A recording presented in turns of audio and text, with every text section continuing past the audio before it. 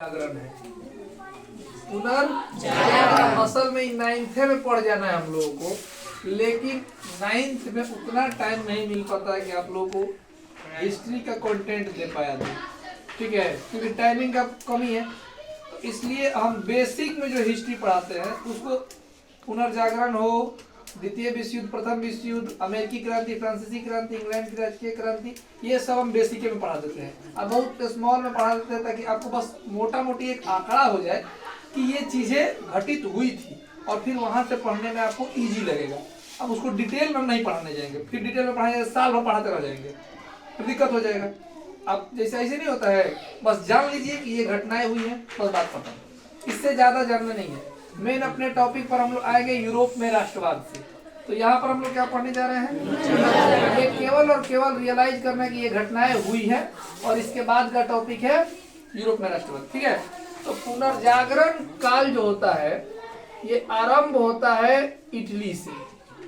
कहाँ से बाबू? इटली से। इटली का एक नगर है फ्लोरेंस। कौन सा नगर है? फ्लोरेंस नगर। ठीक है, इटली के फ्लोरेंस नगर से।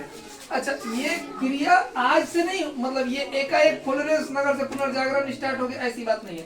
पुनर्जागरण का अर्थ होता है फिर से जागना। ठीक है, अल्लाह मत कीजिए बाबू। पुनर्जागरण का अर्थ होता है फिर से जागना। एक बिजेंटाइन साम्राज्य था। ठीक है, बिजेंटाइन, यहाँ पर ईसाइयों का काफी जनसंख्या था, तो बिजेंटाइन साम्राज्य पर आक्रमण कर दिया तुर्की ने। किसने? तुर्की ने। और तुर्की एक इस्लामिक कंट्री था। कैसा कंट्री था? इस्लामिक। यह इस्लामिक कंट्री था। ठीक है, तो इस्लामिकों ने ईसाइयों पर हमला किया, और बिजेंटाइन साम्राज्य जो था ये रोमन के एरिया में आता था, इसलिए यहाँ से ये लोग प्रस्थान कर, यहाँ से ये लोग सीधे कहाँ चले गए? इटली। बिजेंटाइन के जितने भी, बिजेंटाइन साम्राज्य के जितने भी लोग थे, ये लोग कहाँ चले गए? इटली में। बिजेंटाइन साम्राज्य की स्थापना कब हुई थी? हाँ, ये बहुत कुछ, इसकी राजधानी कुस्तुनतुनिया थी। ये मतलब मान के चलिए ना कि यूरोप में मध्यकाल स्टार्ट होने से पहले एक बहुत सुव्यवस्थित कोई अगर था एक साम्राज्य, तो बिजेंटाइन था। इसकी राजधानी कहाँ थी? कुस्तुनतुनिया। ठीक है, कुस्तुनतुनिया। ठीक है, हर साम्राज्य का एक छोर होता है, क्योंकि उससे पहले भी घटनाएं घटी होंगी, उसके पहले घटनाएं घटी होंगी, उसके राजाओं का वर्चस्व कब से रहा है ये देखा जाता है। तो कुस्तुनतुनिया बिजेंटाइन की राजधानी थी। इस पर किसने आक्रमण किया? इस्लामिकों ने। अगर जनसंख्या के मामले में देखा जाए तो क्या कहेगा कि पहला बार मुसलमानों ने ईसाइयों को बिजेंटाइन साम्राज्य के द्वारा पराजित किया। ठीक है, अगर साम्राज्य के तौर पर देखा जाए तो तुर्की ने किस पर हमला किया? इसकी राजधानी कहाँ थी?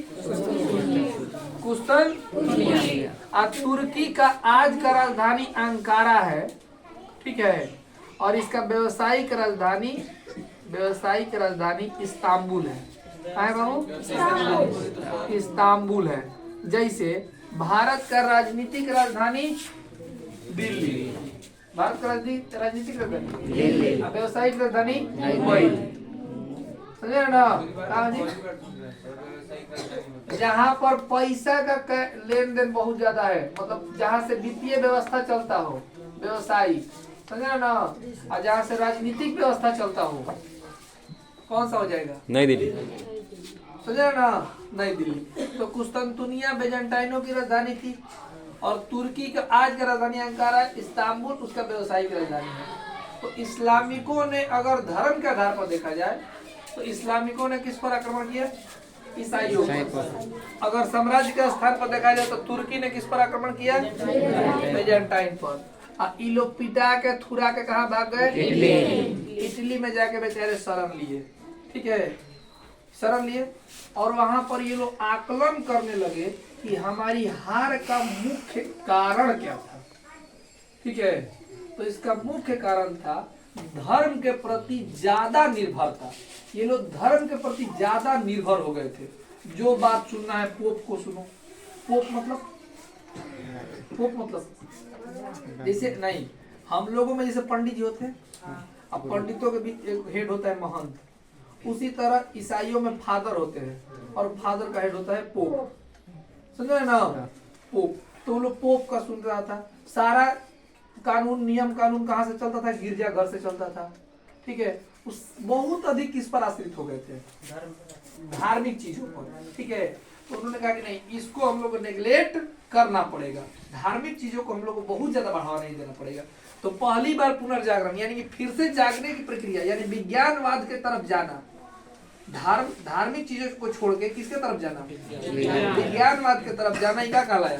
पुनर्जागरण। इसके आरंभ कहाँ से हुआ बाबू? इटली के फ्लोरेंस नगर, इटली के फ्लोरेंस नगर। इसके अग्रदूत माने जाते हैं इटली के इटली के एक राइटर थे दांते। कौन थे? दांते। इसके अग्रदूत कौन माने जाते हैं? दांते। इटली के राइटर थे दांते। इन्होंने एक किताब लिखा, इन्होंने एक किताब लिखा। इस किताब का नाम था डिवाइन कॉमेडी। Divine comedy. यह उस समय के इटली का उस समय का भाषा था टस्कन, ठीक है। ये किस भाषा में था? टस्कन भाषा में था। किस भाषा में था?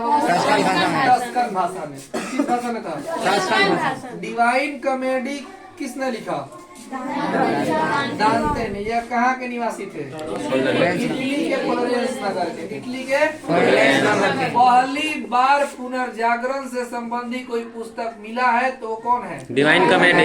डिवाइन कॉमेडी किस भाषा में? टस्कन भाषा में। किसने लिखा? दांते। इसके अतिरिक्त वहाँ पर पेट्रार्क नामक एगो और था, ठीक है, जिसे पुनर्जागरण का वो आगे चल के बताएंगे। पेट्रार्क के बारे में बताएंगे, क्या बोलते हैं, जियाटो के बारे में बताएंगे, लियोनार्डो दा विंची के बारे में बताएंगे, ठीक है। ये अलग अलग सब, राफेल के बारे में बताएंगे, कई गो राइटर था, कई गो चित्रकार था, ठीक है। तो पुनर्जागरण का प्रारंभ कहाँ से हुआ? अच्छा, इसका मुख्य कारण क्या था पुनर्जागरण होने का? तुर्की का बेजेंटाइन साम्राज्य पर आक्रमण या इस्लामिकों का ईसाइयों पर आक्रमण, दोनों बातें हो सकती है। पुनर्जागरण का केंद्र कहाँ रहा? इटली। पुनर्जागरण का केंद्र इटली। वर्तमान इटली की राजधानी रोम। वर्तमान इटली की राजधानी रोम, समझे ना? याद करने का तरीका, इटली की राजधानी रोम है। रोम रोम आदमी नहीं, रोम रोम खुश हो गया इटली खा के, खुश हो गया एकदम इटली खा के, समझे ना? इसको पहले नोट कीजिए।